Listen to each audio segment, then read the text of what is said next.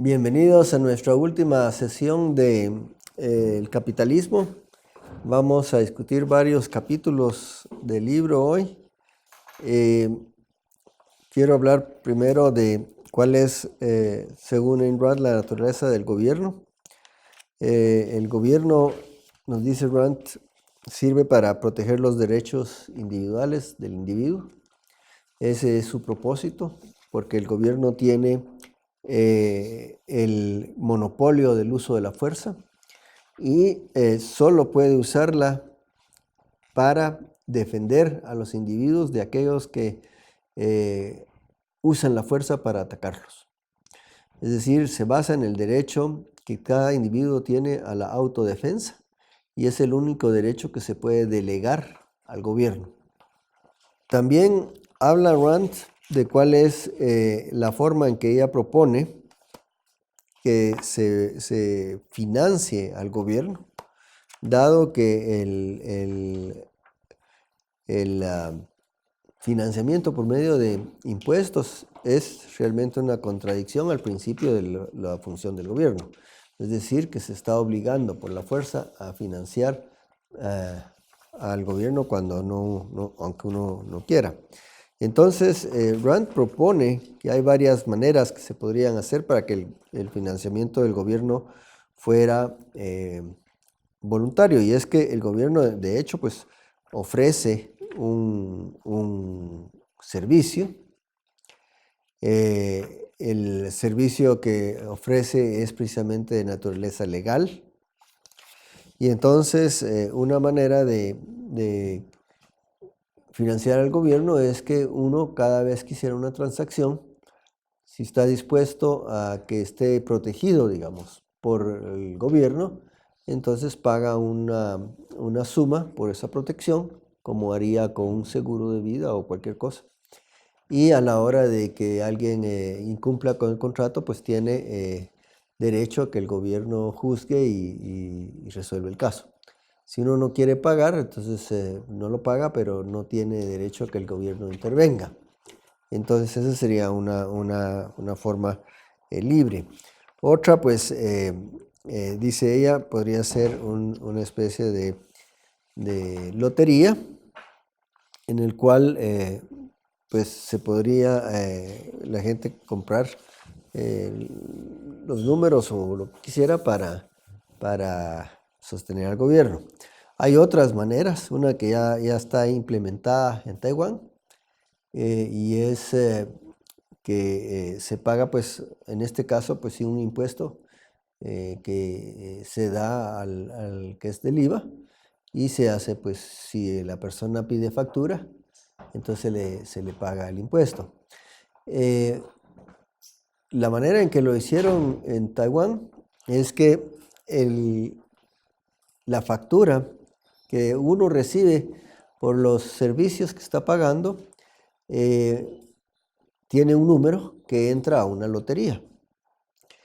Y uno, pues, alguien gana en esa lotería, o varios ganan en esa lotería mensualmente, que se está rifando en el gobierno. Entonces las personas obviamente empiezan a exigir factura en los negocios porque es su ticket de lotería también. Y de esa manera el que no quiere dar factura podría no darla si no quiere, pero se da cuenta de que la clientela va a donde dan facturas, porque obviamente les están dando un valor agregado, y entonces los negocios que no dan factura empiezan a preocuparse, y entonces empiezan ellos también a entrar dentro del sistema, y es un sistema que pues es por dándole un valor agregado que financian al gobierno. Entonces, digamos, Ayn Rand propuso esa idea de que podían haber formas de financiar al gobierno sin que fueran coercitivas. Luego, para el día de hoy también teníamos el capítulo sobre el divino derecho al estancamiento. El divino derecho al estancamiento, pues, es un artículo de Nathaniel Branden, en donde describe que el proceso de la vida, pues, es un proceso de actuar, es decir, la vida en realidad es la consecuencia de una acción. La acción es una acción autogenerada y autosustentante, es decir, los seres vivos tienen que actuar para mantenerse con vida. Y en el caso del hombre, el ser humano, por su naturaleza, es una acción racional, es decir, que consiste en pensar, producir y inventar cómo salir mejor, cómo resolver mejor sus problemas. Eso dice, pues en la naturaleza no se puede dejar de actuar. La inmovilidad lo que implica es muerte, es decir, en el momento que uno deja de actuar, se muere. Y entonces el argumento es que el único sistema que le permite al hombre realmente vivir como hombre es el capitalismo, que protege la libertad de acción del individuo. Entonces la acción puede actuar de acuerdo a su mejor juicio y puede adaptarse para crear la riqueza que necesita. Sin embargo, el artículo también toca de que hay argumentos de aquellos que quisieran un estancamiento, es decir, que el hombre no tenga que preocuparse, que son los socialistas, los comunistas y los que veían en una ideal medieval que nunca existió, el ideal para la sociedad pastoral, y en eso pues lo que proponen o lo que consideran, lo voy a citar directamente de la página 178, es primero que todos los hombres que realizan el mismo tipo de trabajo deberían recibir igual salario, independientemente de cuánto produzcan, castigando así al mejor operario en beneficio del incapaz. Segundo, que los hombres conserven sus puestos, o que sean promovidos no por sus méritos, sino por su antigüedad, de modo que el mediocre que ha ingresado antes sea favorecido en perjuicio del talentoso recién llegado. Tercero, que el empleador sea obligado a tratar con un gremio específico, dueño del poder arbitrario de prohibir el ingreso de nuevos aspirantes. En esta forma, la posibilidad de trabajar en un oficio determinado pasa de padres a hijos y ningún recién llegado puede entrar y amenazar los incentivos, los intereses creados, como era en la Edad Media. Cuarto, que se mantenga a los hombres en puestos que se han vuelto innecesarios, ejecutando trabajos que carecen de valor o son superfluos para que no deban experimentar las dificultades de entrenarse para nuevos oficios.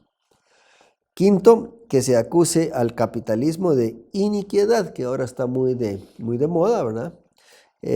Tales como posibilitar que un viejo almacenero de barrio deba cerrar su negocio al no poder competir con un gran supermercado, ¿verdad? Porque no quiere evolucionar. Y sexto, que se apoye la decisión de la Corte de Justicia norteamericana basada en leyes antimonopolio, según la cual una empresa comercial exitosa no tiene derecho a sus patentes y debe entregarlas sin cobrar regalía alguna. En este caso, el ejemplo que él pone es el de caso de General Electric de 1948, pero recientemente hemos visto que le están haciendo lo mismo a Google, que le están haciendo lo mismo a Apple, ¿verdad? Que se apoye el edicto de la Corte de Justicia norteamericana por el cual se condena y bloquea a una empresa por cometer el delito de tener una visión de largo alcance, el crimen de calcular con anticipación las demandas futuras y en ampliar su capacidad fabril para poder satisfacerlas. En él cita el caso de Alcoa de 1945, o sea, crear castigos legales para mantener lo que él llama el divino derecho al estancamiento. Luego, Rand toca el tema del racismo. Y el racismo, nos dice Rand, es una forma groseramente primitiva de colectivismo. Es decir, es el suponer que uno tiene ciertas características porque son características genéticas o del colectivo, que nada hay más ajeno a esa realidad.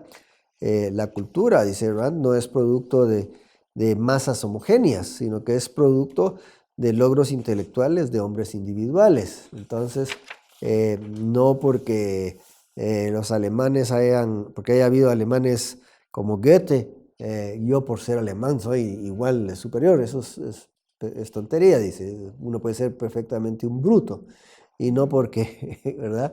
Haya habido brutos negros, un negro intelectualmente superior va a tenerse que clasificar como bruto por ser negro, en fin. Entonces, y hace una relación de cómo el colectivismo siempre conduce al estatismo, ¿verdad? Que es lo que añoran los socialistas. Y luego habla sobre el individualismo. Y el individualismo en realidad es una doctrina política, y en el próximo artículo vamos a ver que también la analiza desde el punto de vista psicológico Nathaniel Branden, pero política sobre todo, que lo que indica es que se basa en la premisa de que el hombre tiene derecho a su vida, a su libertad y a su propiedad. Es decir, lo que defiende el individualismo es que el hombre tiene derechos. Y por lo tanto, lo que ha creado, digamos, la riqueza del mundo, que es el capitalismo, es un sistema que se basa en el individualismo. Esto, desde luego, no es algo nuevo, no es algo que Rand está proponiendo o descubriendo. Ya otros intelectuales de la escuela austriaca han descrito lo mismo. Mises lo describe en La acción humana y lo describe en Liberalismo, cuando dice que el individualismo es precisamente la doctrina política del liberalismo, y que dice que el liberalismo y capitalismo son lo mismo.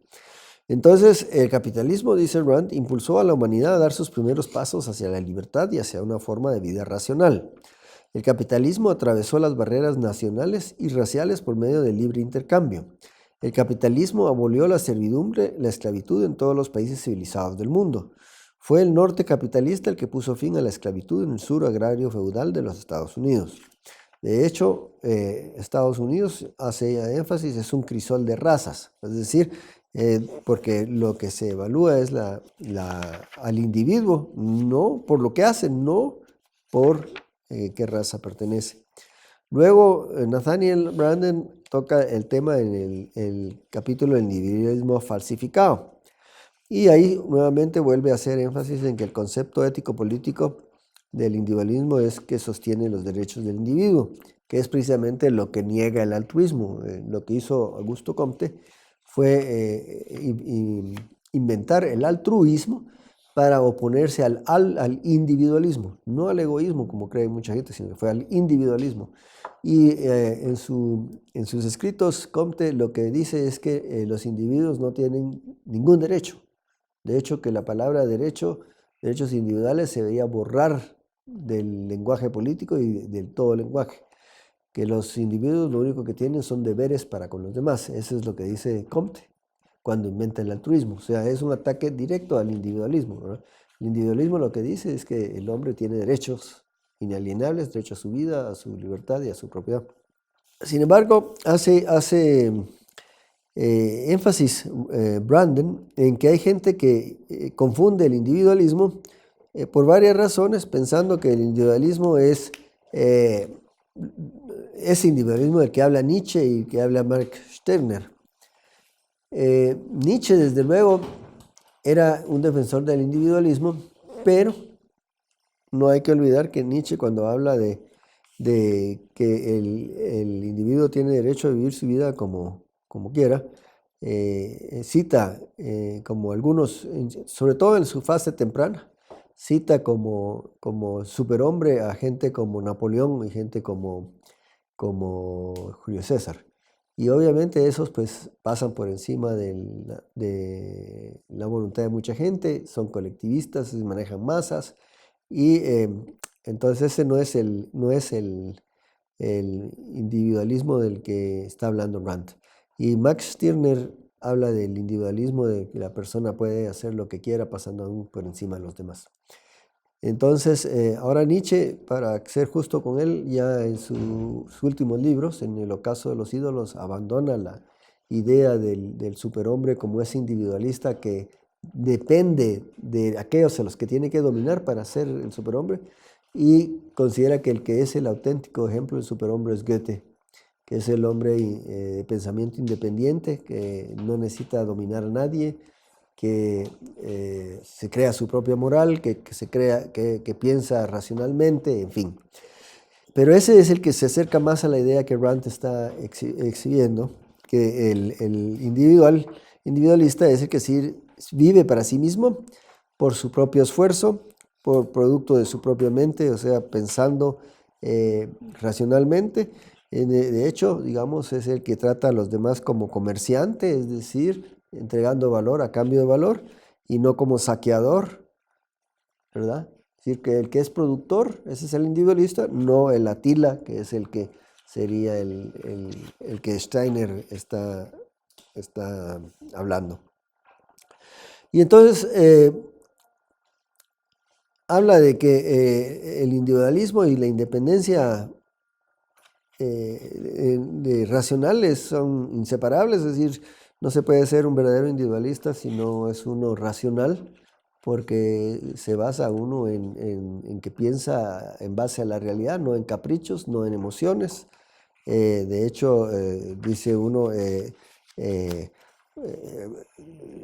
voy a citar la última parte, donde dice, en la 198, en el primer párrafo dice, un individualista afirma, yo lo sostengo porque la razón me demuestra que es cierto, ¿verdad?